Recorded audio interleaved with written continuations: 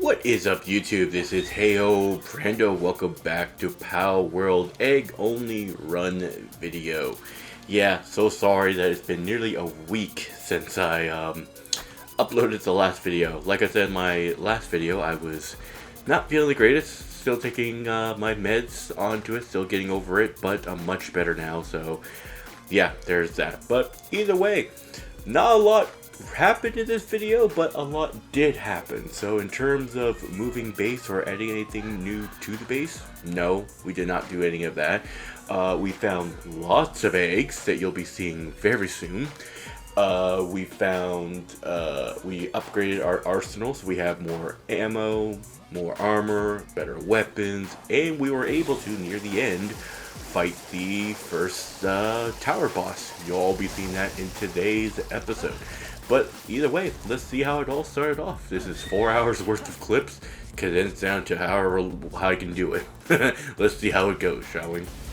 I knew I needed to get some level ups and some quickly too, because of the fact that, can't really do much with what I am right now. I got crossbows, light armor, and all these other things, so went after Kimpaka at first, and relatively damage was good. I mean, really my pals are doing most of the work for me, but I mean, that's the whole point of it, really. But hopefully later on, when you see the pals I do get, they'll definitely help out later on. But King Paga went down relatively quickly and easily, even with the crossbow, and with him only at level 23, wasn't that much of an issue, even though my health over there said otherwise. But it was the first boss kill, got some ancient technology points from it, can't really complain all that much. Believe me, some of the other overworld bosses are actually quite easy.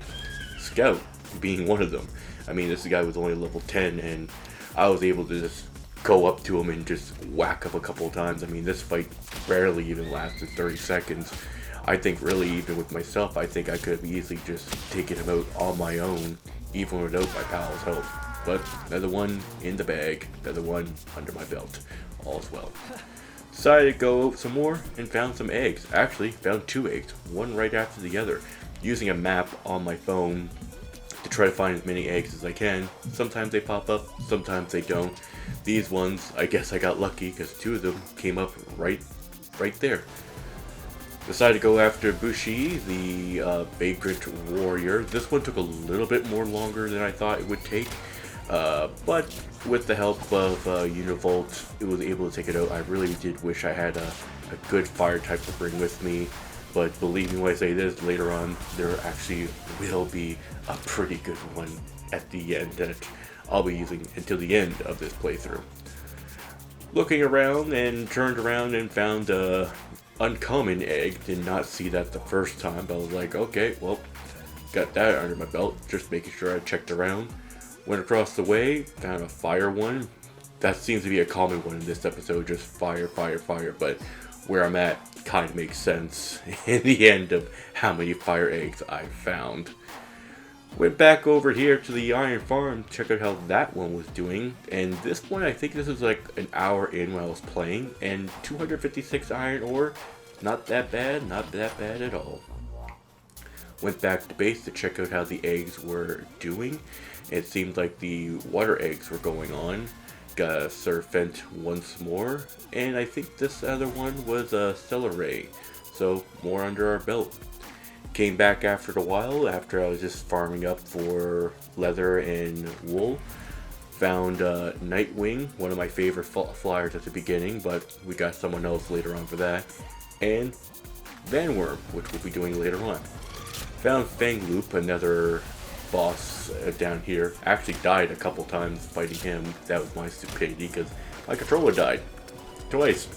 Yeah, have 2 controllers that I forgot to charge up, so I plugged it in and started charging as I was playing. Really pissed me off, and I actually had to take a small break from this video from doing that because it was like, my own stupidity. I wanted to get some food. I was really hankering for some Hot Pockets at that point, so after I defeated him, got out of the cave, went off a bit to get some Hot Pockets for myself, because I mean, hey, who doesn't like that? Went back home to base after my little break, made a Vanillone saddle that will definitely be of help, because now we can actually fly around. Decided to actually try it out right from the get-go, and flew around for a bit just to check out how far I would have to go, because believe me, I got a trek of what I gotta do, and I have a lot of plans for that. First thing I wanted to do was come over here. I had to be very careful because I didn't have any heat resistance whatsoever, but found another fire egg. Yeah. Came over here after a bit and checked out that this merchant was actually selling two things that I needed. The fire resistant undershirt, and the fire resistant pelt armor. Decided to get both of them because those would be helpful for me, because I'm gonna need sulfur for gunpowder. So I was able to switch them out relatively quickly. I'm able to now fly him without getting burned. Speaking of flying him, found another fire egg. Yeah, that's, like I said, that's gonna be a common thing in this episode. Sorry. Like I said, a common thing. But hey, this one was a large one at least, right? That has to count for something. Like I said, came up over here. Some sulfur over here. I was just checking around over here because the last time I was playing, there were some fire eggs down over there. Not this time. But got the fast point, and now we have the sulfur thing. Let's checking out over here. We got another egg incubation, another Liz pump. I kind of like those pals. Came back down to keep on finding some more things. Hey, guess what? Another fire egg. Can you guess what the next egg's going to be? I'll give you one guess what that's going to be. That's right, another fire egg. I'm basically just doing this just to stall for time, also too, just to get as many of these things as well. Because as long as I can get at least one pal with a level 3 handling, I can at least know that things are going to be done quickly. So my logic onto this, while showing all of this, was one, it shows that I'm actually doing these legit type of thing, and also two, I know that there are actually some pals that actually have level 2 or level 3 when it comes to handling things. Eventually I am going to travel to other places and hopefully find the Anubis pal, because I know those are good. But who knows, I don't know if Anubis, I think Anubis you can find, I can't remember, like I said, it's been a while, but with all the times I've been finding these eggs, it's just been nothing but fire eggs. But believe me when I say, some of them are actually going to be really good, and what I'm going to actually be doing, or who I'm going to be actually keeping for the remaining of this playthrough. Yep, just keep on flying. I was basically just going this way anyway, trying to get to a fast travel point, and I just kept on finding eggs after eggs after eggs. Like, I think I went like 2 in-game days just trying to look for anything of a fast travel point, and I just kept finding eggs.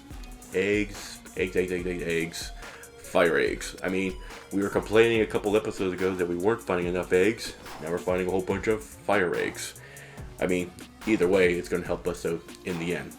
But we finally came back to base, and I decided, you know what, with all these eggs that we're finding, I wanted to build egg incubators. Because the original plan, as you can see all the eggs, was that I wanted to have 12. I think at the end I'm going to have at least 16 of these egg incubators, so we can do a whole bunch. Now I know some people were telling me like, hey, make sure you get like fire or ice to really get them going, but this is only like a temporary base, so I'm not really going to be doing that quite there. So I think in the main base I'll have like 6 eggs. Well, not 6 eggs, 3 egg places, one for just regular, one for water, and one for fire. That will really get us going. But showing all the eggs, showing all the pals that were coming up, and it was always exciting to see what we got from it, especially with seeing all of these coming back and forth. These guys I know are going to be good for flame organs, so once I get a little farm going on. But as you can see, we're finally getting the rest of the eggs going on. We got some more Liz Punk, then we got another Bandworm, yay for that, and we just kept on going, and I was just like half paying attention, because at this point I just learned like I'll just put my mic on mute while I'm playing this and kind of put something in the background as white noise, you know, just watching YouTube videos and all that. But it seemed like really none of these pals that I was getting from these were of any good, and I don't know what I'm going to do with these ones. Probably put them in like the pal extractor or combiner to try to make something even better, but we'll see how things go, especially with all these extra eggs and extra pals we're getting, because I still don't even know how that works out, being completely honest with you all. But either way, still having fun. The last round of the eggs, and these ones were exciting, especially for me. First one was a Luzpunk, or the Leespunk, I'm not entirely sure. Second one, Pyro Knocked. I was like, wait, what? Second one, Regihawk. I was like, okay, good. I like that pal. Third one, got another Hawk. I was like, nice. Those are really good to have, I think. We'll see how those go in a bit. What will be the next one? Riptoror. So we got another miner. We could put that in the second place. Got a Wixen, I think it's called. Wixen. Blaze Howl, which I'm keeping for myself on my team, and that will be the one, like I kept on saying, that will be staying for the remaining of the playthrough. Oh boy, I was so excited, and I really wanted to see what these guys could really do for us in the end. So yeah, the first tower boss. Now I came here a little bit late than I actually thought of. So like I said beforehand, or I don't think I did say, I actually skipped getting the musket and the makeshift handgun. I actually skipped because I was able to level up enough that to the point that we actually have the submachine gun, and I kept having Wixen make me a bunch of ammo, which is why I went earlier for grinding for the sulfur.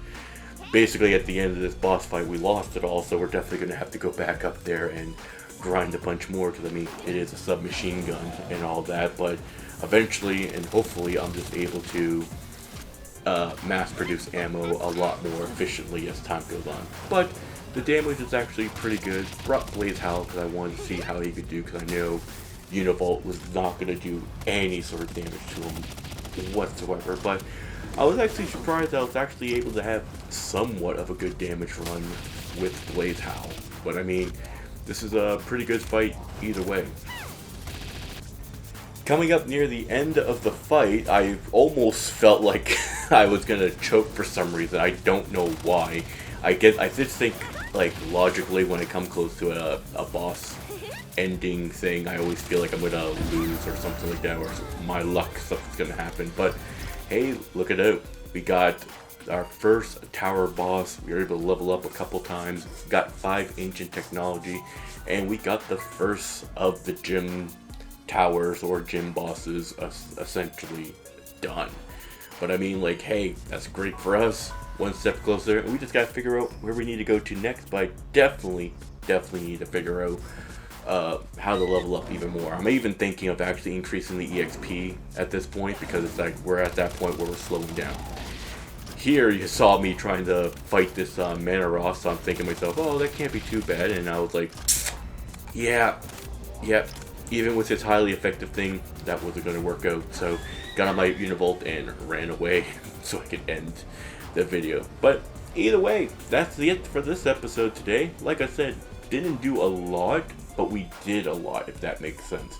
We didn't do a lot for the base, but we were able to get a lot of pals that are going to help us out in the end. I think that in the next episode we're definitely going to be able to move on to actually make our main base, because now we can actually make stone. So we're going to probably find where we're going to be putting our main base off in the next episode. Now, before I do end the video, I do have a question that I did put on for the last one about those caged pals.